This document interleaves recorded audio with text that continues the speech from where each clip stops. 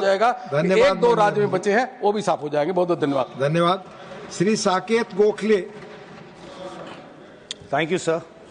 So because this bill pertains to banking laws, I want to start by talking about the flagship banking scheme of this government. So a few years ago, the government came up with this idea of providing Jan Dhan bank accounts to every Indian. The government's data claims that they opened a total of 54 crore Jan Dhan accounts. Fantastic. The idea is great, sir. What the government doesn't conveniently say is out of these 54 crore Jan Dhan accounts, 11 crore accounts are dormant, which means they're not being used. These accounts are completely dormant. And how much money do these dormant Jan Dhan accounts have, sir? These accounts have about 14,000 crores. There is 14,000 crores of poor people's money because that's what Jan Dhan accounts were created for, lying unused in these accounts. People are not able to access their own money. Very important number, sir, 14,000 crores. Because incidentally, sir, 14,000 crores is also the same amount that the union government owes to my state of West Bengal under public distribution scheme. So deprivation is a dirty tactic of the Modi government. It deprives poor people of their money and it deprives opposition state of their rightful dues. So we're talking about banking laws here. So please tell me 21 lakh Manrega workers in Bengal who have not been paid. Speak on the subject. It's not Bengal discussing. Sir, as per law, you know you have to discuss on this banking laws amendment bill. I want your ruling on something, sir. I would request your ruling on something. I will read the rule. Because what you said, the speaker before me was talking about yojnas of the Modi government. Please. So why is our voice throttled when we bring up Bengal's issues? No, sir, it's for all. Why separate rules for Bengal, sir, is my only question. No separate rule. Before I completed my sentence, you stopped me, sir. No, sir, because I not completed. My time may be paused, sir. It's already very clear that subject जिस पे bill discussion हो रहा है आप उसी पे बोलेंगे। मैं उसी पे बोल रहा हूँ। नहीं बोल रहे हैं उस पे ना। उसमें मैं बैंक अकाउंट्स की बात कर रहा हूँ। नहीं मैं ना प्रधानमंत्री का इसीलिए रोका जा रहा है सर कि मैं प्रधानमंत्री की तारीफ नहीं कर रहा हूँ। आप सर बंगाल का मुद्दा आता है तो रोक देते हैं sir. You are wasting your time. This treatment of Bengal is not acceptable, sir. The way Bengal is being treated. You speak on the subject. That will only on the subject. 21 lakh Manrega workers are not getting money in their bank accounts. Who is giving them? Mamata Banerjee is giving them after the union government has deprived the state, sir. Let's talk about banking in detail, sir. Banking talks about deposits and loans. So today, bank deposits have gone down and bank loans have gone up. The number of deposits in banks, sir, have grown at 11%. On the other hand, sir, the amount of loans taken by Indians have grown by a shocking 18%. So when asked a question in Parliament in February last year, the government told me that the total amount of unsecured outstanding loans in India is 62 lakh crore. Unsecured loans, sir, matlab credit card and personal loans. So the amount owed by Indians, average Indians on only credit cards and personal loans is 62 lakh crore. That is 25% of India's GDP. Sir, people are forced to take loans because of economic distress. Let's come to gold, sir. In the first 9 months of this fiscal year, so the number of gold loans went up by 68%. 68%, sir. So distress in the economy is forcing people to pledge their gold and take loans on that. Sure, the value of gold going up has benefited people get a high amount on that, sir. So I remember during the Lok Sabha elections, Prime Minister Modi had said opposition will take away your Mangal Sutra. So today under the Narendra Modi government, women are having to pledge their Mangal Sutra to take loans to pay their monthly expenses, sir. Who's taken away the Mangal Sutra of women? It's not the opposition. It's under the Honorable Finance Minister, the Modi government has done that. So a report by Perfios and PwC, which was published in February, these are the statistics of people in urban areas. I'm not even talking about poor people. So 33% of the monthly salary goes towards paying EMIs on loans. 33%. So people spend the highest amount on their obligatory loan expenses, which is 39% of their total spending, followed by 32% for basic necessities. So 70% of income EMI भरने में और आटा और सब्जी खरीदने में जाता है. This I'm talking about the urban areas. Imagine what the condition in the rural areas is. So people with an income of about 1 lakh are paying approximately 46% of their after-tax salary only on servicing the existing debts. There is a loan crisis, sir. So the government itself had admitted that consumption is down in our economy. So therefore, people are not taking loans to buy new products or to consume something new, so they're taking loans to service their existing loans. So the other side of this problem is that Indian banks are being crushed under the burden of non-performing assets. In just the last 5 years, Indian banks have a staggering 10 lakh crores in non-performing assets. So how does this government solve the NPA crisis? This is not created by ordinary people. This is created by a bunch of 10, 15 people who defrauded the system and then left the country. So banks have now been told to write off NPAs. What is a write-off, sir? A write-off is a beautiful accounting technique where these NPAs are taken off the balance sheets of banks. It doesn't mean that they're repaid. It just means they're taken off to make the balance sheet look healthy. So NPAs karo, write-off karo, banks ka paisa jayega, but this money is still not being recovered, sir. So as I said earlier, deposits are going down and loans are going up. When we look closely, sir, we find an interesting trend. So corporates are borrowing less. Corporates are in fact sitting on a lot of money since 2019 after corporate tax rate was slashed. They're not investing this money in the market is a different thing, but corporates are not borrowing. So it is average people, MSMEs, who are having to borrow money every month, sir. So the loan burden of average Indians, farmers, small businesses is going up. That is the reason today, sir, our GDP growth has come crashing down to a mere 5.4%, which is the lowest in 6 quarters.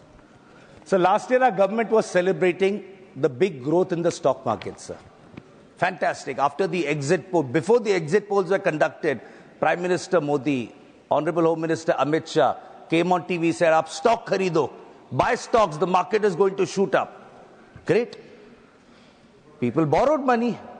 People used their savings, put all of that money into the stock market, sir. Now what has happened? The people expected. PM Modi ji ne kaha hai to kuch soch ke kaha hoga. PM Modi said stock markets will rocket. Amit Shah ji said stock markets will rocket. In the last 3 months, sir, after the US elections, stock markets have crashed. Who has lost the money, sir?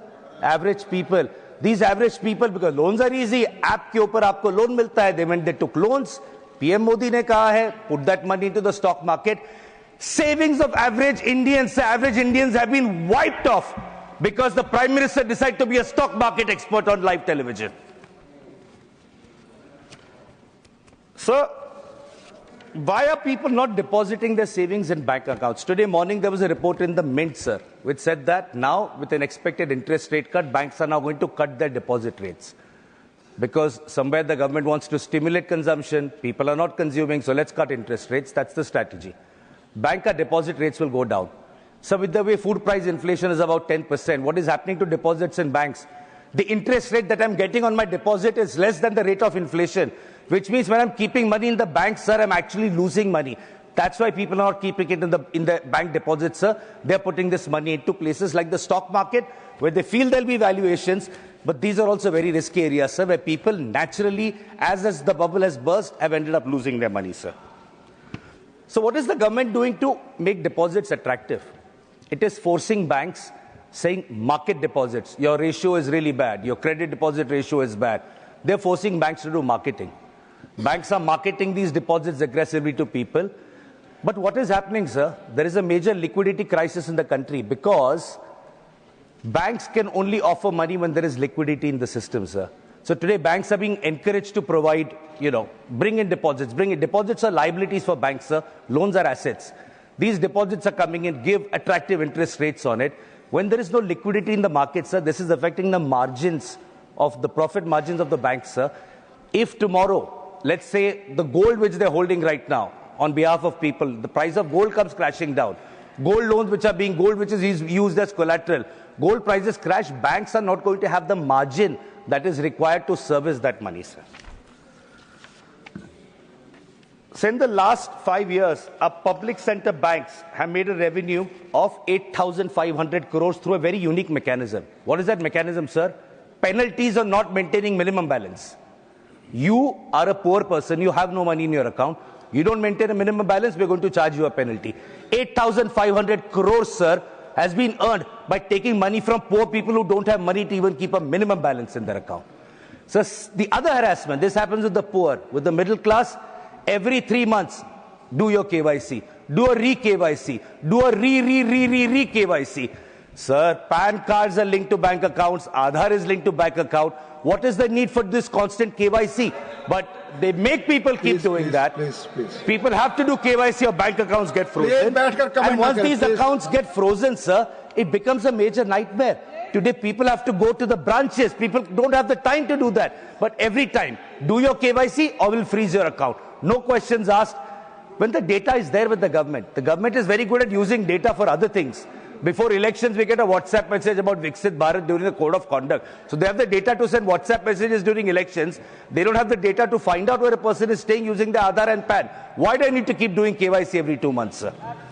Sir, all I wish to say in conclusion is that piecemeal legislation like this banking amendment law is useless until we address the structural problems faced by our banks. And these problems will continue to exist unless we implement drastic economic reforms. So the finance minister thinks that the gaping wounds in our economy can be fixed with a band-aid. The first step, sir, towards any problem is to first accept it. When you accept is when you start making amends and changing. This government for 11 years is not willing to accept, sir, that there is a problem. We very clearly saw this in a visionless union budget where there was absolutely no sort of reform done. So the Modi government has dangerously started believing its own jumlas. It started this propaganda to mislead the people, but now in a shocking turn of events, the Modi government itself is actually believing sab changasi. They have deluded themselves into thinking that everything is fantastic under our government, everything is great, things have never been better before. Sir, our economy and our banking system cannot be fixed until the government removes its blindfolds. Sir, I strongly urge the Honorable Finance Minister to come back to this House with some real actual banking reforms, instead of bringing pointless bills like this, banking laws amendment, which does absolutely nothing to fix our banking system. Thank you, sir. Thank you. माननीय सदस्यगण, मैं आप सबको पुनः सिर्फ याद दिलाने के लिए I'll read rule number 110 of rules and procedure. The discussion on a motion that the bill be passed shall be confined to the submission of arguments either in support of the bill or for the rejection of the bill. In making his speech, a member shall not refer to the details of the bill further than is necessary for the purpose of his arguments, which shall be of a general character. तो बहस में हम इसका ध्यान रखें rules procedure का. Mr. KRN Rajesh Kumar. हाँ. Honorable Chairman, sir. Please. Mr. Derek Kumar. Sir, I'm glad you referred to this rule from the chairman with full respect, sir. My request to you, sir, is the timing of this observation is yours to choose from. It is happening more from this side because you chose to read this, which is your prerogative, after somebody from this side finished his speech. This is sir, your my earnest sir. request, Derek, my humble request. Sir, I request you. Please take your seat. 1 minute, sir. Let me finish. Let me finish. You have already told you. No. Now you have told. माननीय, please, आपसे भी आग्रह, please नहीं. चियारी चंद्र, please, ये सब नहीं, आपस में सब नहीं. माननीय सदस्यगण, आप में से एक व्यक्ति, डेरिक जी बड़े सीनियर मेंबर हैं, आप सदन में नहीं थे, कोई बोल रहा था इधर से कोई इधर से. मैं हमेशा कहता हूं कि the subject, it's your perception which you are telling, nothing is going on record. KRN Rajesh Kumar, you speak. Nothing is going on record. You speak. Honorable Chairman, sir. Yes. I am very thankful to the Honorable Tamil Nadu Chief Minister Thalapathy and Honorable